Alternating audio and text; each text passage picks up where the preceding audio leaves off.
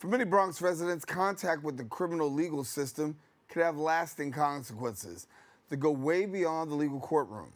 From housing instability to immigration risks, as well as family separation, the impact of an arrest could be a life-altering event, even if there is no conviction. By addressing the root causes of justice involvement and challenging systemic inequities, the Bronx Defenders reshape how low-income communities are represented in the legal system. Joining me now, the Managing Director of Policy at the Bronx Defenders, Brittany A. McCoy. How's everything going? It's going well, busy but well. Thank you for having me. Thank you for sharing. I want to go right here because I talked about this in the intro here, that if a person is not convicted, right? You have a person that's not convicted, everyone says, okay, well, that's good. You're not convicted. You're in the free and clear. But the reality is you're not always in the free and clear. Right. There's so many things that happen as a result of not being convicted. So for the average person that may not be so familiar, because they'll sit in a place of no shade ignorance, right? And say that, hey, it's all good. The person, it did happen that, but there's a lot to that.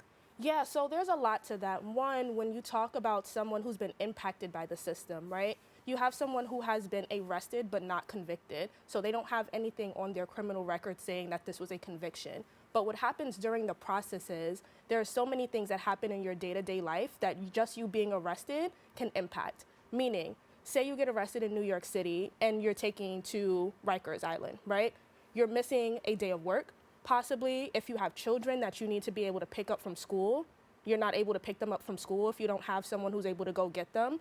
All of those things can impact how you're able to navigate through society, because you can then end up with an ACS case. You can then end up with losing your job. You can end up with losing your housing just off of being in Rikers for 1 day or for 2 days, because the system isn't made for it to be sustainable in that way. So just being able to, getting arrested, that it doesn't have to be a conviction. Just arrested in general can have such a deep impact. In many cases, being arrested, you can get the same impact of actually being convicted. Not to mention the fact that if my arrest was bogus, if my arrest was thrown out, that yet and still when it comes time to answer a question on the application, have you ever been arrested? You have to answer that. Absolutely, you have to answer that. And there are many people who will get in the job application process and will say, you know what, if I have to answer this question again, I don't even want to deal with it, right? I don't even want to have to continue to relive this situation, because when we look at someone being arrested, we think because since there's no conviction, it wasn't traumatic. It is a very traumatizing experience for someone to go through the prison system, to go through jail, to being arrested, going through all of those things. So when they have to then revisit that with just checking off a box on a job application, it's very traumatizing for someone. What would you say are some of the other collateral consequences that come as a result of this?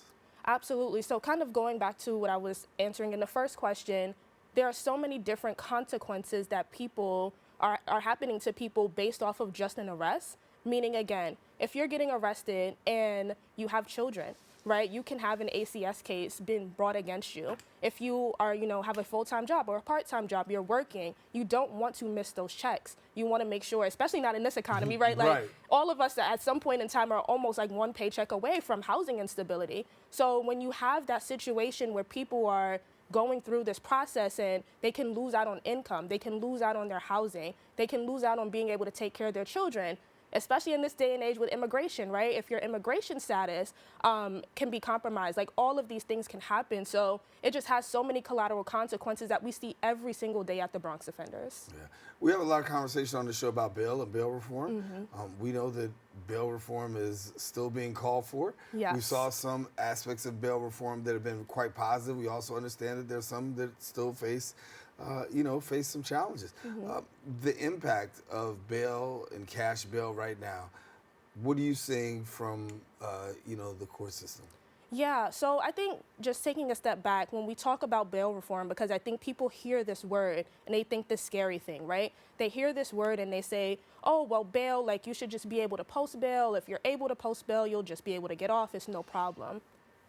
We have something in this country called due process, right? And when you have due process, you want to make sure that you're able to fight your case from a standpoint that allows you to be able to present the best argument. Meaning, most people, if you're poor in this country and disproportionately black or brown, usually we are not able to afford the bail that is being presented against us. When you have a higher income, and you're able to afford that bail, you statistically have a better chance of being able to fight your case from the outside than someone who is fighting their case from the inside. Meaning, when you're fighting your case from the inside, say a Rikers Island or something of that nature, you have limited access to your attorney, you have limited access to your counsel, because at the Bronx Defenders, it's not just about attorneys, you have legal advocates, social workers, et cetera, that help you during that process. But when you are fighting your case from the outside, you have more access to those resources that allow you to be able to, one, have a better fight, because when you're behind bars, you know, a part of prison and jail is it's made to break you down. So when you're outside and you're able to have the stability and the support of your family and the resources that are around you, it makes a big difference.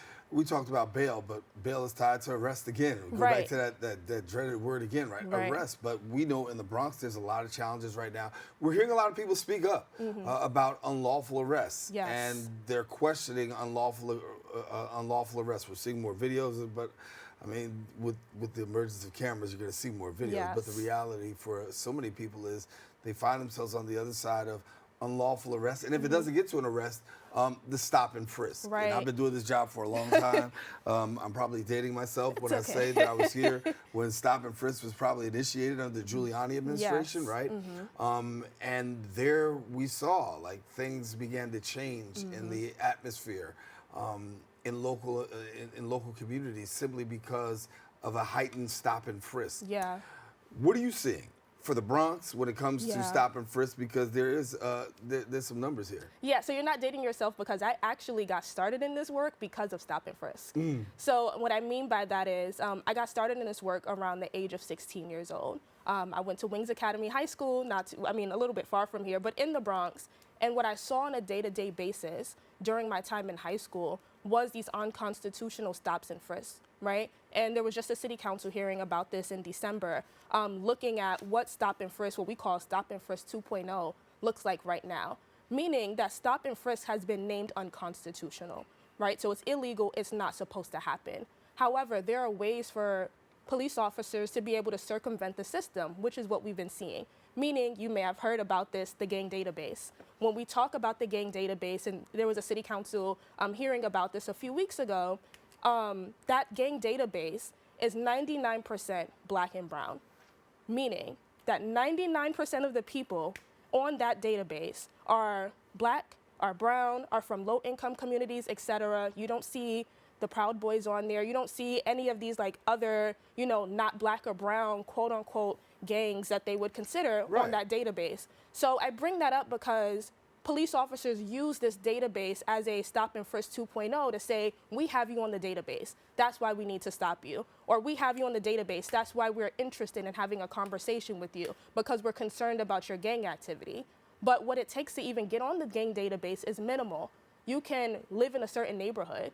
You can have friends from a certain place. You can say something on social media, and people don't know that they're on the database. That's a really big part of this as well. And there are children as young as 13 on this database who have no knowledge, and we can't pull the information. Not even as lawyers and advocates, we can't pull this information. So when we talk about stop and frisk, we don't talk about it necessarily in the same unconstitutional way, but there are more ways that are being developed to do that work. How do we get around this here, and not even get around this, how do we defeat this here for somebody who's saying, listen, this is crazy. Like 99% of the people are from communities of color. We talk about low-income neighborhoods. We talk, we know what the numbers are suggesting. How do we get around this from a place where, as you know, a policy director for the Bronx Defenders, we address it and we call more attention to it? How do we do that? Yeah, so I think it's kind of twofold, right? So for me, you have policy power and you have people power. On the policy aspect, you have a bill that is currently out in City Council that's sponsored by the wonderful council member Althea Stevens. It's about abolishing the gang database. We want to make sure that people know about that and support that. We know that there are many advocates in the space who support that piece of legislation, and we want to make sure that it's passed. We also have people power, right? People speaking up about their stories and how this impacts them matters, because what the system essentially wants people to do is be quiet, right? And not talk about what's happening and not talk to each other and not have these conversations. So when we have these conversations and we call on our elected officials to do something, to have city council hearings, to have community conversations, to hear about how this is affecting people and it's not right, it brings that power that we need to be able to make change. To have those conversations requires a couple of things. Number one, right? I think that it requires people who are in the trenches, such as yourself, right? Yeah. Then when you get to the court system, there's something else, right? I need somebody in the courtroom that can understand what's going on and what's happening and not treat me like a name or a number or just this other guy that's an open manila file, right? That there has to be a level of cultural competence that is in the courtroom, that just because you passed the bar exam doesn't mean that you need to be representing me. No. And that's the thing that I love about the Bronx Defenders. You know, we often have heard jokes about, you know, public defenders, we're just a name, just not a number, we're just a number, not a name to people.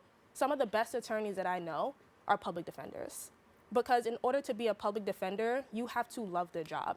You have to love wanting to make an impact on someone's day-to-day, because we take a lot of losses, right? The system is not set up for public defenders to be able to get wins in the ways that are sustainable for people to be able to see that collective change that they need in their lives. And I say that to say that when we talk about public defenders, and again, we talk about due process, and in this country, you are constitutionally awarded an attorney, right? Meaning that you have a right to have an attorney and have someone defend you if you are in court, regardless of what you make, regardless of if you can afford them or not. So it's really important that we have public defenders and people fighting for the rights of people, especially when we have so many situations, and we see them every single day, where people are being accused of things that just aren't true. Yeah.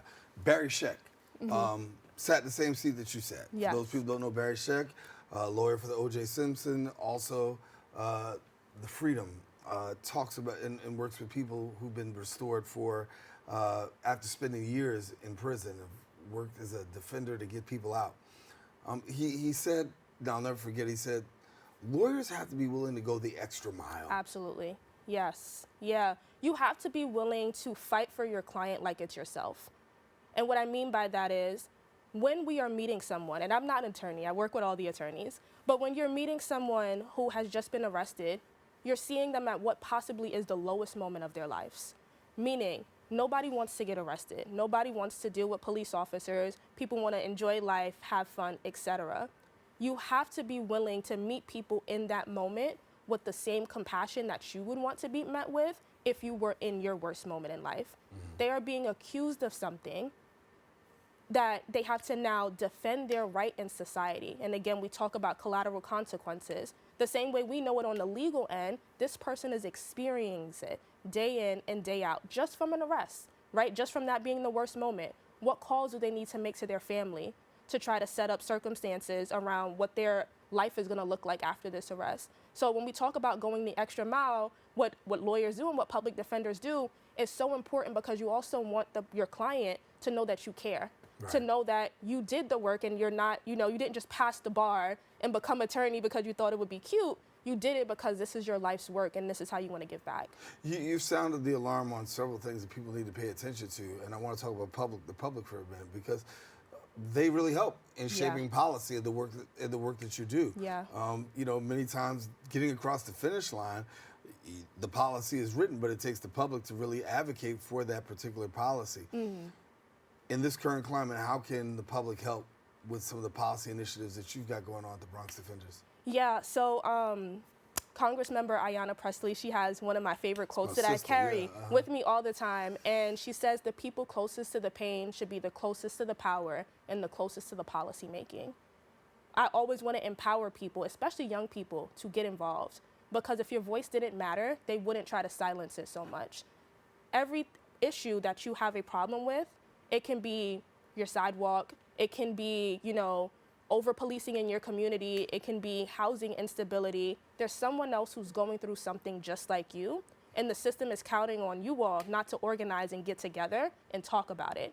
So talking about it and getting together and organizing and having, lunch and learns or conversations over the dinner table is so imperative to just moving the work forward and getting involved in a way that it feels sustainable for you, right? I've dedicated my life to this work. I'm not expecting everybody to do so. If you can show up at a town hall, if you can show up at a PTA meeting, right? If you can show up at a community board meeting, if you can show up at an event that's happening in your community, all of those little touches matter. I don't want people to think that they have to do this grand old thing to get involved. Do what you can in the moment, and it'll grow, you know, because it happens. But do what you can in the moment because it matters. What should people be paying attention to now in this season? Everything. And I say that because the Bronx Defenders, we're a holistic organization. Today, it's going to be immigration. Tomorrow, it's going to be housing, right? The next day, it's going to be bail reform. Everything has, everything is interconnected. Right. And what I mean by that is, for it to be housing one day, housing is always going to impact the criminal legal system. If it's food insecurity, that's always going to impact children, right? Everything is interconnected. So making sure that people are paying attention to obviously the things that are impacting them, but that are also impacting their neighbors as well, because the system, again, is counting on you to be kind of like zoomed out and just like information out, right? Like just over everything, and you want to make sure that you're staying engaged. Yeah, the information overload is high. Yeah, right? it's very high. I mean, we're dealing with it all the time. And, you know, we just talked about arrest. I mean, I got to bring you back because we got to talk about housing. You know what I'm saying? I would love to come back. Oh, yeah, you got to come back. We'll get you back. I need to talk about housing because I think it's so important and so critical in a time like this. Yeah. All right, Brittany McCoy, she's been with us. And guess what? We're taking a quick break, but we got more right after this.